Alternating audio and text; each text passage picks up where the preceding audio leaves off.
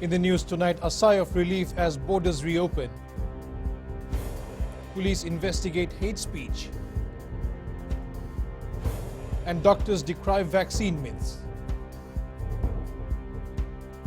From the studios of FBC Suva, Edwin Nunn. Bulawanaka, Fiji. First tonight, the work of the Office of the Auditor General was again questioned in Parliament today.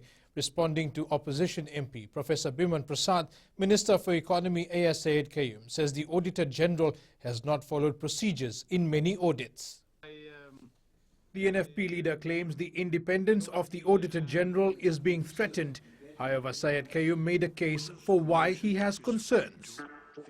The disgraceful and I would say shameful attack on the Office of the Auditor General by the Attorney General from yesterday, the accountability in government, of the taxpayers' funds rests on the fundamental principle of the independence of the Office of the Auditor General. But by questioning the Auditor General's reports, which is what we are free to do here, that's what we're debating, does not mean there's interference with the Auditor General's work. The Auditor General, of course, in order to maintain its integrity and mana, if you like, of independence, should follow the law. It is not following the law.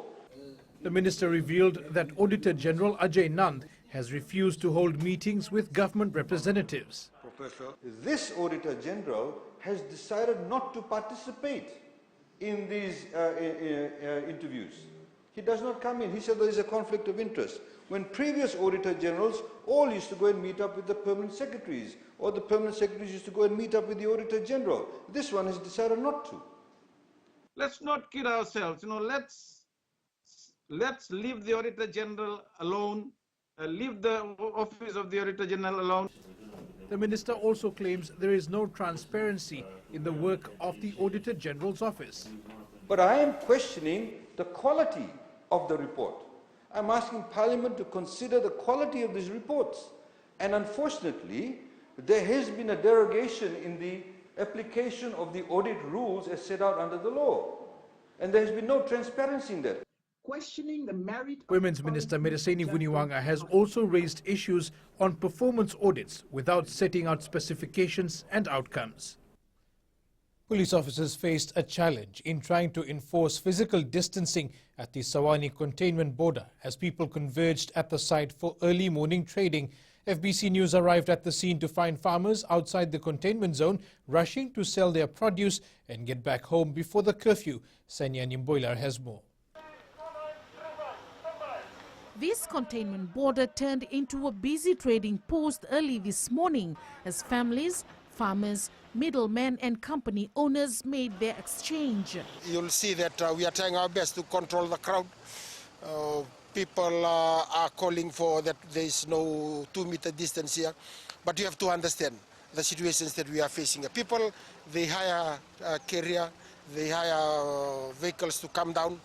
Just the limited times they have, they want to get as much as they can, and then they get back to their various villages. Members of the disciplinary forces gathered at this border in numbers as they work to control the crowd as people from the upper reaches of Naita Siri gathered here for various reasons. They have been once again reminded that no one is allowed to cross into the Subanusuri containment zone. I have come here since 10:30 in the morning to wait at the border for goods to come from the village like vegetable, cassava, roro, ota. We're waiting to exchange goods with my family back at home in Naitasir. Matangali is sending root crops and vegetables to members of Matangali here in Suva, those that are affected by the pandemic, and I'm here to receive it. The effort here is try to maintain Naitasiri green all the time. That is why we are strict on the movement at the border, the transfer of goods, and only people that go across are the people that have been verified and been given the pass to go to the other side.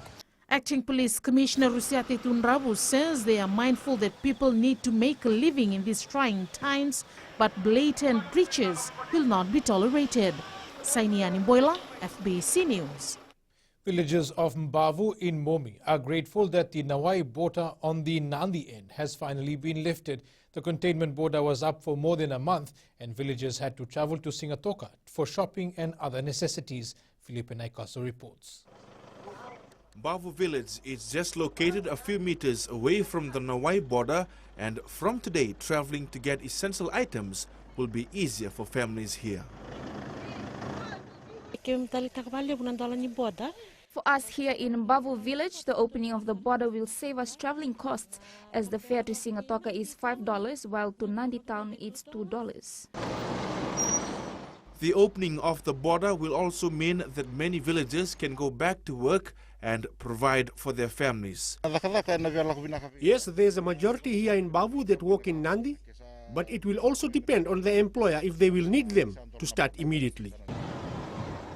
Since this morning, this minivan driver has made a number of trips to and fro from Nandi.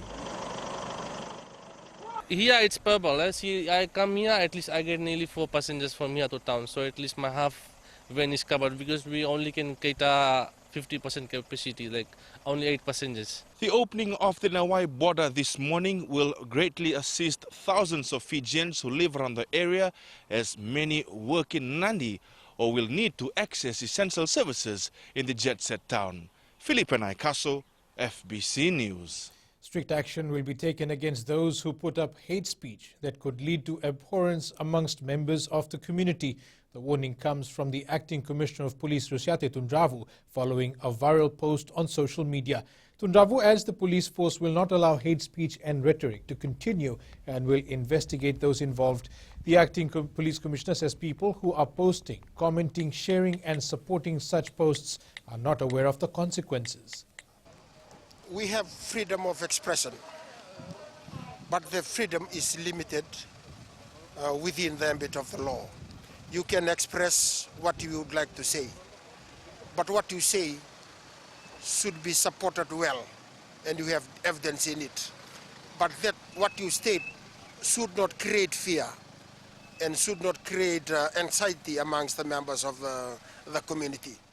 The Health Ministry has published a list of areas visited by an individual who was COVID-19 positive, including a vaccination site. Fijians who are present at any of the locations and have not been contacted by the ministry's response team are advised to remain at home and call 158.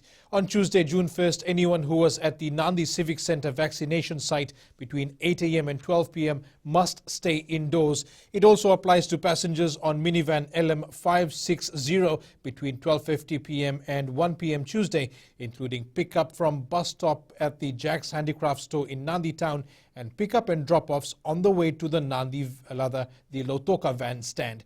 Between 2:30 p.m. and 3:15 p.m., passengers on a blue minivan with the word Hungry Eye and registration LM367 are also urged to stay home and call 158.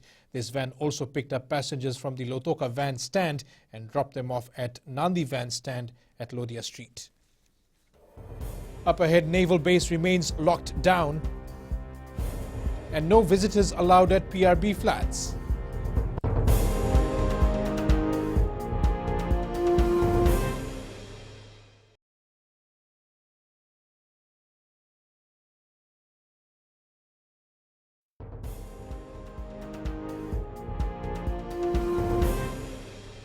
Welcome back.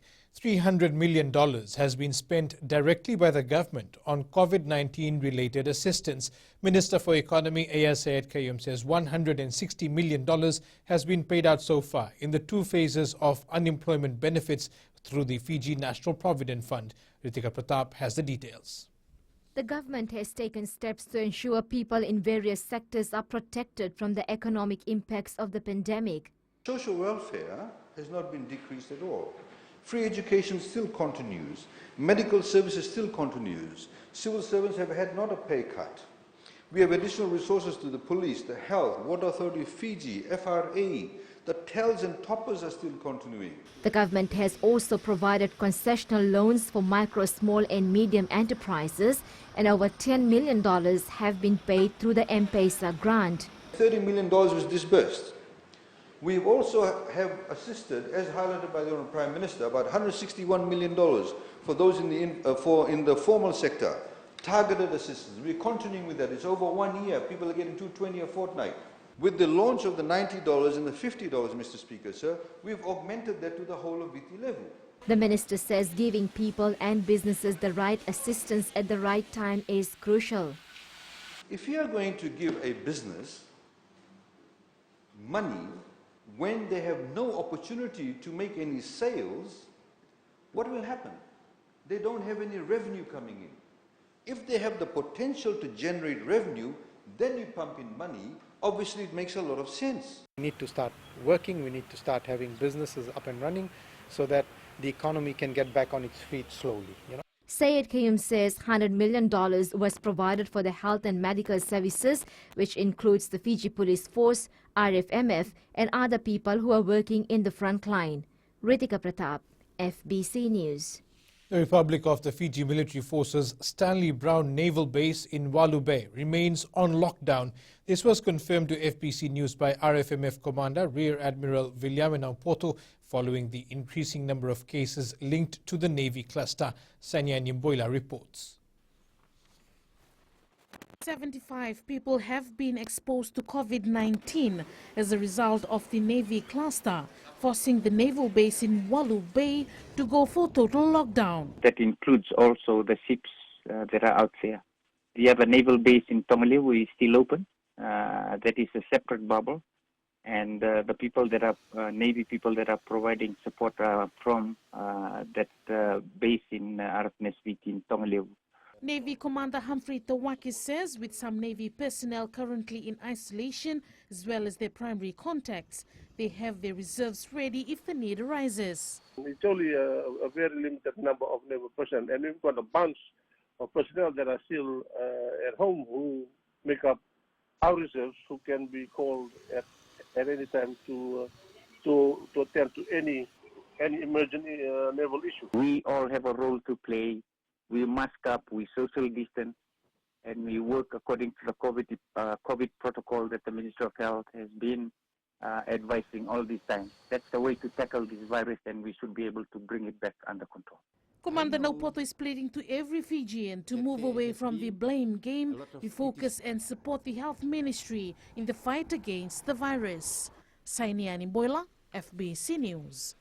Attorney General A.S. Syed Kayum says the appointment of Professor Pal Ahluwalia as the University of the South Pacific Vice-Chancellor is illegal. Speaking in Parliament last night, Syed Kayum clarified that the Charter and the regulations are quite specific, that the position must be advertised and go through a selection panel before an appointment is made. Ritika Pratap reports. The USP regulations clearly stipulates that if a person's work permit is cancelled, their contract automatically gets terminated. The Honorable Attorney General had mentioned that the Professor Ahluwalia's contract has been terminated and he is no longer a VC. But we can see now that that is incorrect. That that can be, the USP Council can make a decision, and it has done that. The lawyers for USP, once again, is Munro Lees, who then actually said, yes, the contract is terminated. Then in a subsequent legal opinion, they said, however, now you can reappoint him. Whereas the regulations in the Charter, etc., says that there is a particular process through which you appoint the Vice-Chancellor. The USP Council decided earlier this week that Professor Ahluwalia will be offered a 3-year contract to be based at the USP Samoa campus. Syed Kayum adds Fiji's position in the appointment of any Vice-Chancellor was to follow the established process. He told Parliament that Professor Ahluwalia could well have been reappointed if the USP Council had gone through the proper channel, and Fiji would have had no objection to that, but they took a shortcut. They actually did a vote on this, which is unbelievable. 7 in favour, 6 abstentions, and 1 from Fiji against it. This is how close it was, because the abstentions actually indicated that these countries on the council, or members of the council, knew that what was actually being done was not necessarily correct, because you never appoint a Vice-Chancellor simply through a council resolution. Syed Kayum says what they've also discovered is that USP continued to pay Professor Pal Ahluwalia despite his contract being terminated. Ritika Pratap, FBC News. In an effort to safeguard residents from COVID-19, the Public Rental Board has restricted visitors from entering its estates. As per the Ministry of Health's advisory, PRB tenants have been told to refrain from gathering and to stay within their bubble, as breaching protocols could result in eviction notices being issued. Kelly Vadalo reports. Checkpoints have been established at all PRB estates, with teams deployed to ensure tenants adhere to COVID-19 protocols. We don't want tenants just to move out of the estate. But if there is a good reason, then yes, they go out and come back and they are screened. And that is what actually happening right now. According to the current PRB tenancy agreement, eviction notices can be given if there is a breach. The tenant shall duly and promptly comply with all acts, regulations and bylaws and all lawful notices and requirements of all statutory authorities. Stay home unless you need to go out, and there are only three reasons now that you need to go out: to shop for food, to get medical treatment, and now to carry out work in essential businesses or approved businesses. The PRB is working with relevant authorities to monitor the movement of tenants and the activities within the estate. Kalivadala, FBC News. In sports, vital tests for national sides. And Fiji Chess continue competitions. This and more after the break.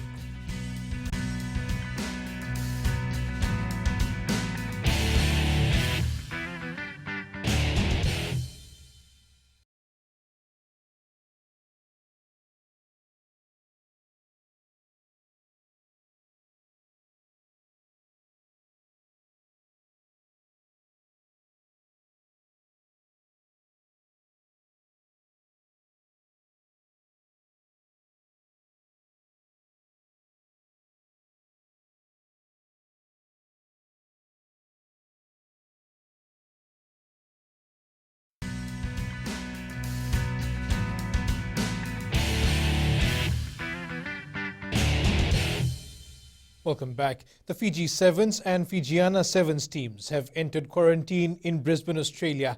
The national sides flew out last night to compete in the much-anticipated Pacific Oz Sports Oceania Rugby Sevens. Talei Mataira with this report. Sacrifices must be made for a successful Olympic journey.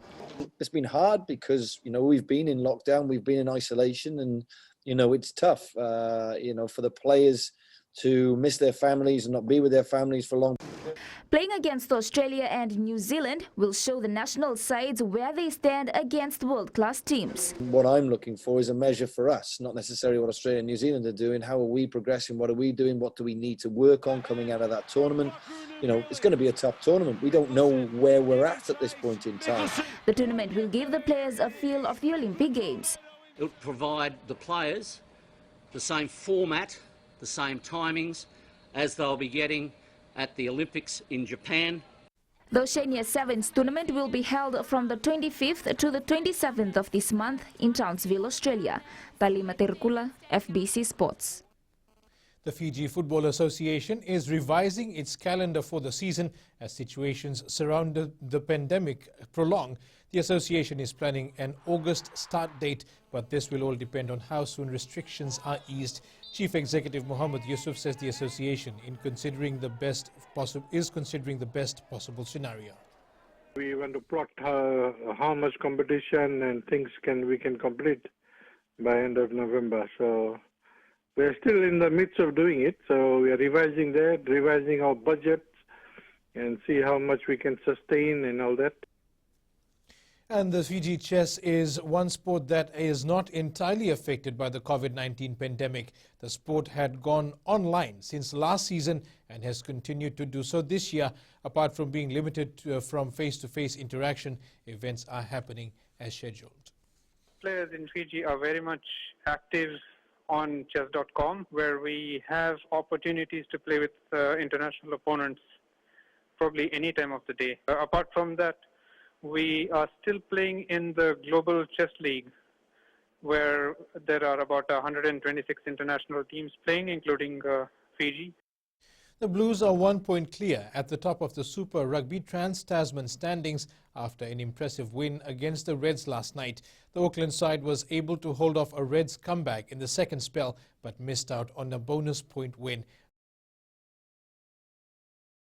And in another match, Manasa Mataele paced to the try line to help the Crusaders edge Western Force 29-21.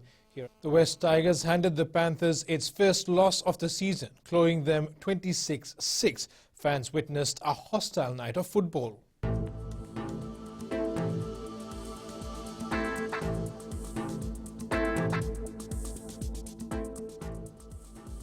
Mainly fine weather through most parts of the country today with some showers. In the west, mainly fine weather throughout the day. Eastwards from Pacific Harbour to Suva, cloudy periods and some showers. In the north, fine with partly cloudy conditions in the afternoon. At sea, southeasterly winds 10 to 15 knots, moderate seas and southerly swells. The next high tide is at 3:26 a.m. and low tide at 9:29 a.m. tomorrow. Sunrise is at 6:35. The outlook for tomorrow: expect fine weather in the west and northern division and partly cloudy with brief showers in other parts of the country.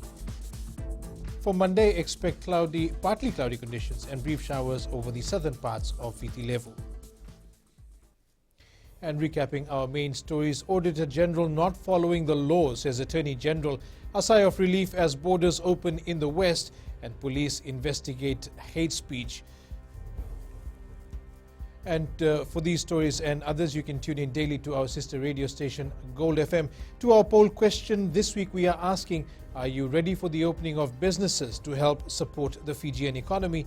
Visit our FBC News website to answer. You can also send us newsworthy pictures and videos. Email fbcnews@fbc.com.fj or share it with us via our various social media accounts.